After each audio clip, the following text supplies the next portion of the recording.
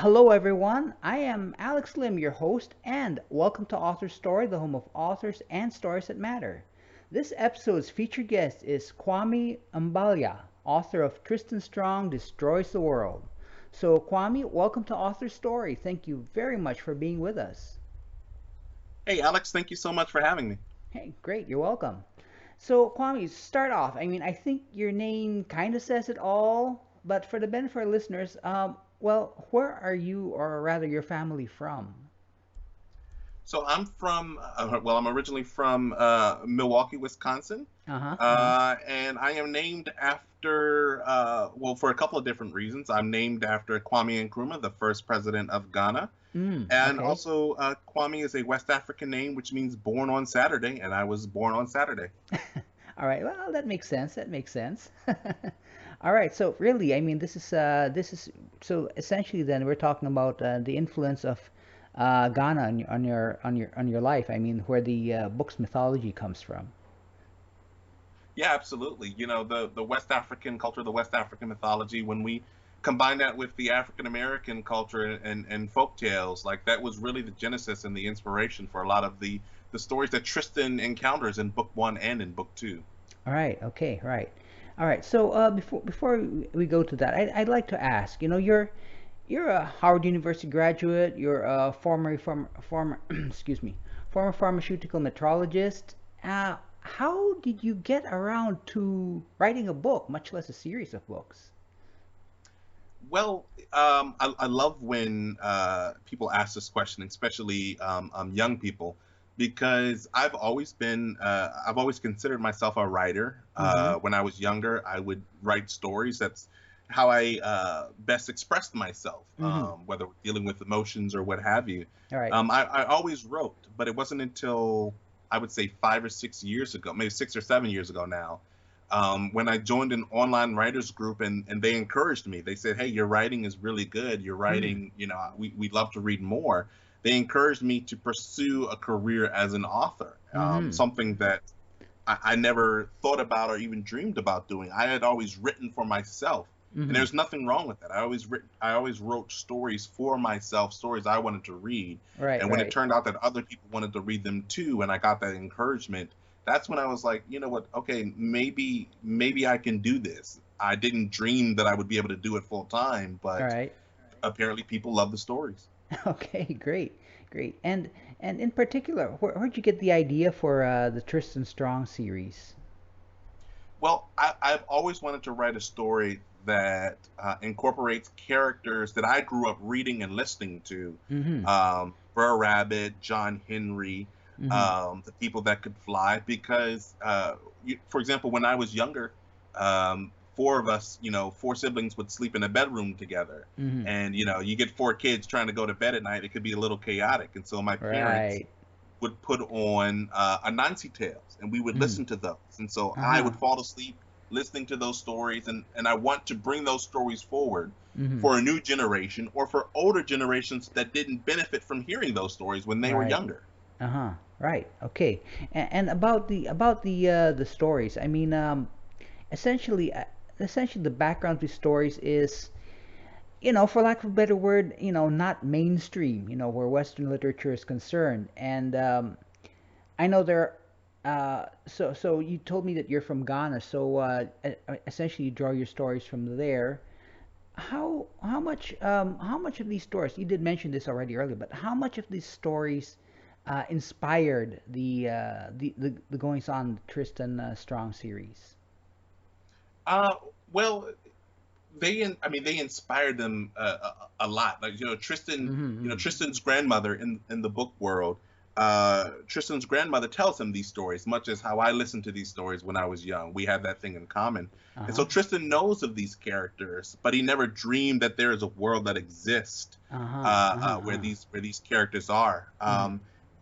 For me personally, I'm from, I'm not from Ghana. I'm actually from Wisconsin, Right. but we have a lot of friends and a lot of people who we would consider family, and Right. we shared these stories. We listened to these stories. We Right. told these stories to each other, Mm-hmm. and pretty much essentially this book is a book about storytelling.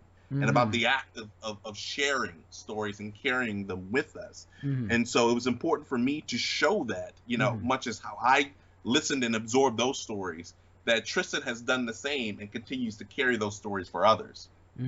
Right, right. Okay, so Kwame, so for the benefit of those of us who aren't really familiar with some of this mythology, I just like to ask, how I don't know how to put this. How different are some of these people, some of these characters like Mawatia, Abiyoyo, Anansi? How different are they when presented in like the traditional mythology compared to how you present them in the book? Are they, I'm sure there are similarities, but how different are they? I mean, you take as storytellers, and this is something I love about mythology and folk tales. Right.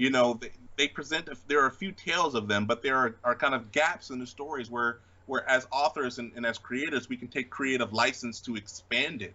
And Mm-hmm. so it's not that they are different necessarily, but we get a larger picture and a larger representation of them Mm-hmm. within the story. Mm-hmm. Abioyo, Anansi, they are in the story. I treat them the same as you would imagine them, or as you might hear them in a different tale. But you Mm-hmm. get more of them. You get more dialogue with them. You get to see them, what they're doing for fun, or how they take naps, or how they interact with other characters in the world. Right, right. So okay, so all right, okay, so it's sort essentially like an expansion of the traditional way they're viewed. Exactly. All right, great. And I also noticed that interested, you included African American gods. I mean, you mentioned Brer Rabbit, Brer Fox, and John Henry, and I I kind of know a few of these from some Disney stories I read in childhood. But I was surprised that these were really, a thing. So that's another interesting aspect. You're bringing these to the forefront. You're bringing this to the mainstream. Well, yeah, and it's something I always like to say is that these stories were always there. They were, they may not have been written down. They may have been passed along orally Mm-hmm. in the traditional sense. But these stories have been, around for a long, long, long time. And Mm-hmm. so, I like to say that I'm not, refreshing them or bringing them. I am just paying homage to them, again, as many generations have done before. Right, right. And yeah, I mean, it certainly adds to the atmosphere. It certainly adds to I know how to put, short of saying, the reality of the stories that gets woven.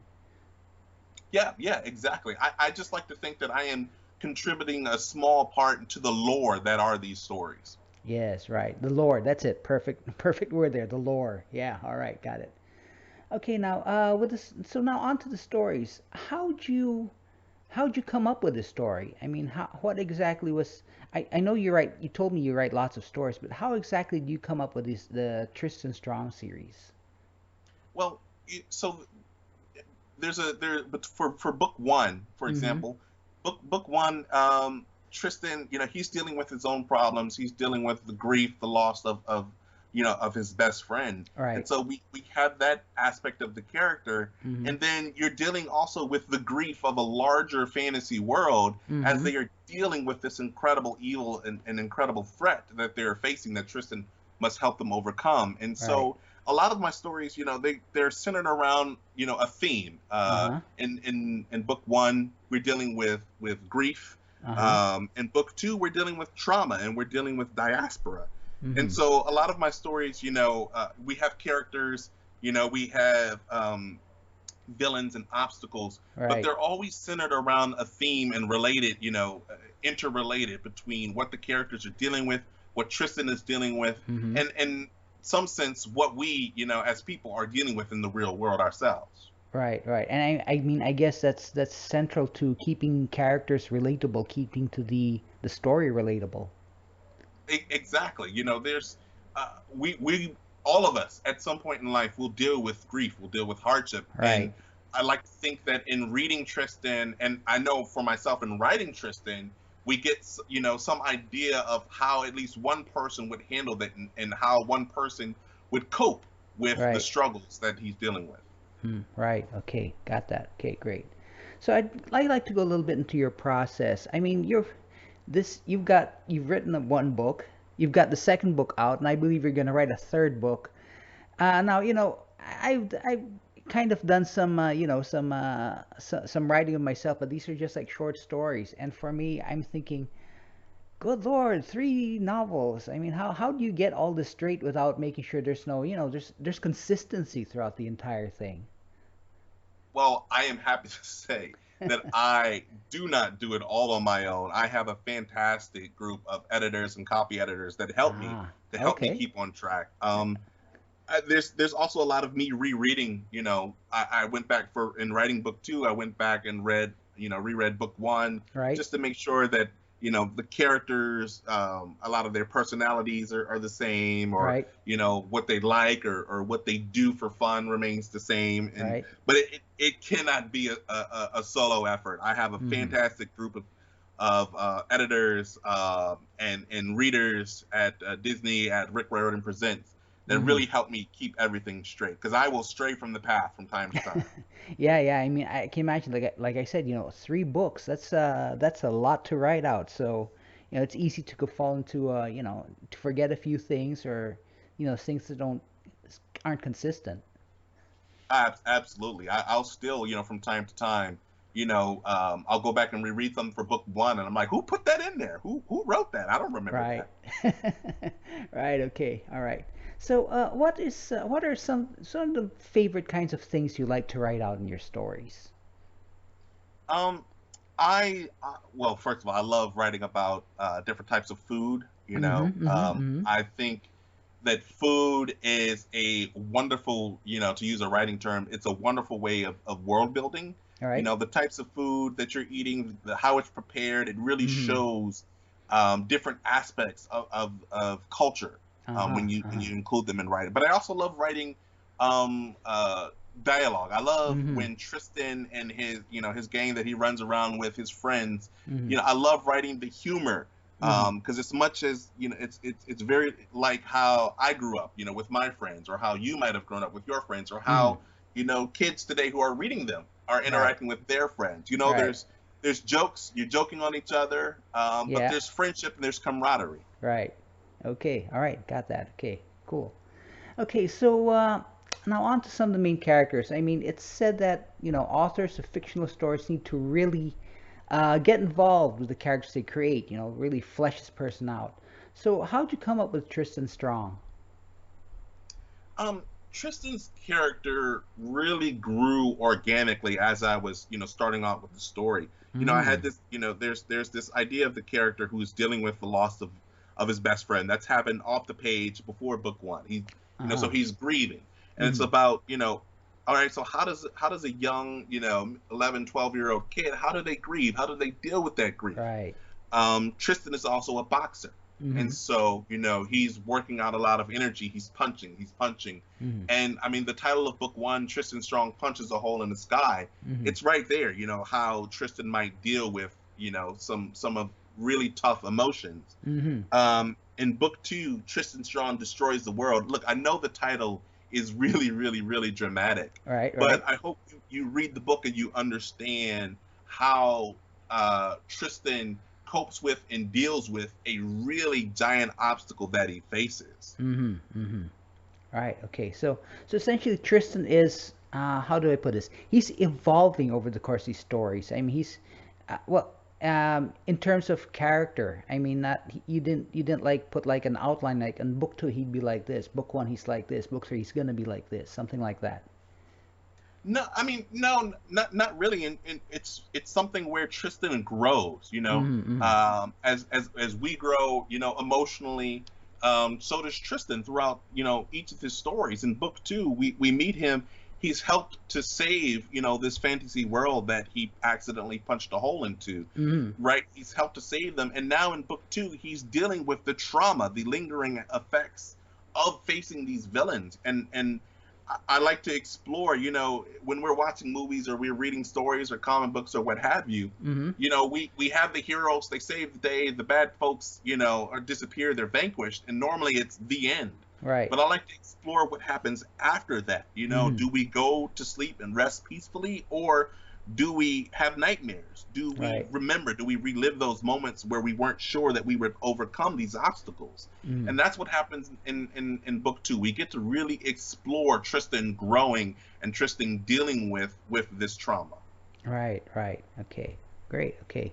So I'd also like to talk about another character, Gum Baby. Okay, I mean, this character, I must say, is a unique one, and she's probably one of the stickiest characters I've I've heard of. No pun intended. Now I know a protagonist needs someone, a companion to travel on his adventures with, and so I gotta ask, how did you come up with this character, and how she plays off with Tristan? I ask myself that question every day. How Okay, how all did we right, get to this version of Gum Baby? right, right, In book one, we tell Gum Baby's real origin story. Gum Baby was a lifeless doll hmm, in the Anansi tales. right, She was just the doll used to trap a fairy, hmm, but she's taken on a literally she's taken on a life of her own, hmm, and I think that's because Tristan is a character who is really introspective in book hmm, one, right, who is silent, who doesn't have a lot of self confidence, and Gum Baby is his foil. Gum Baby is his opposite. Gum Baby, uh-huh, is his balance, the other side of the coin. Gum right, Baby, she refers to herself in the third person. She's right, loud, boisterous, she brags, and she's brimming with confidence. And the hmm, two of them really balance each other out throughout the story. hmm, They may not like each other at first, and they have, they butt heads a lot, right, but they really complement each other. And I think one thing that is truly, we speak about characters growing, right, seeing how Tristan and Gum Baby grow into this really, quote unquote sticky friendship, right, right. has truly been something that I really really have come to enjoy. All right, and just like to confirm, like you didn't plot this thing out. It's kind of growing organically. It's I have an idea of where the Okay. story goes, All right. and maybe a sentence or two about a chapter, but Right. within that framework, there's the dialogue, there's the pop up of side characters, Right. there's side plots and subplots, Right. Right. and so it's. I mean, I don't want to do disservice to actual plotters by calling this a plot that Right. I had, that I established beforehand. Uh-huh. Uh-huh. Okay. All right. Okay. Cool. All right. Okay. So, Tristan Strong Destroys the World. This is the second book. I mean, like the first book really set up the mythology, and the basis of the entire series. So, what sort of, I mean, the first book was essentially an exploration, as you said, not only of the fantasy world, but also of grief and kind of coming to terms with it. What sort of thing people can expect from Tristan Strong Destroys the World? Well, we get more exploration. We get more exploration into different emotions. Like I said, we're dealing with trauma, but we're also dealing with the concept of diaspora Mm-hmm. and Mm-hmm. how the separation of people, the dispersal of peoples throughout different continents. If we're talking about our world, or between realms, if we're talking about this fantasy world, Mm-hmm. how we're still connected. What we share, but also what are the differences between us, and how do we overcome those differences? And so diaspora plays a big part in Tristan Strong Destroys the World, Mm-hmm. and I'm hoping that readers digest that and then explore their own diaspora, their own Mm-hmm. people that they may share some sort of distant connection to. Right. Okay. So, all right, great. And I don't want you to give away too much. I mean, people should read the book. Nothing better to get the full experience. But can you tell us one or two particular things or events that potential readers who have read the first book might find interesting? Well, I think one of the easiest things to say is that the new characters that we meet, we Mm-hmm. meet some old favorites and old friends, of course, like Gum Baby returns. Right. But there are new characters that Tristan meets, and the character, I mean, he's on the cover. So the character of Junior that Tristan meets is Mm-hmm. again another one of those interesting relationship dynamics. Mm-hmm. Are we friends? Are we foes? Are we Mm-hmm. rivals? How do we, build this relationship throughout the book? Right.